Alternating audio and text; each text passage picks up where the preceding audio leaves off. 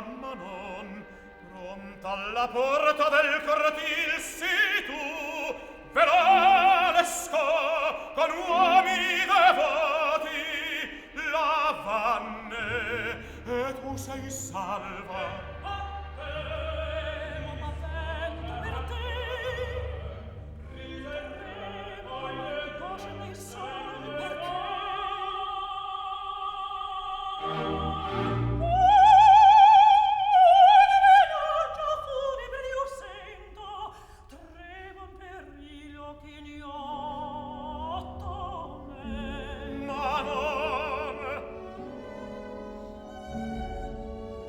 Disperato il mio prego, l'affanno, la parola mi spezza.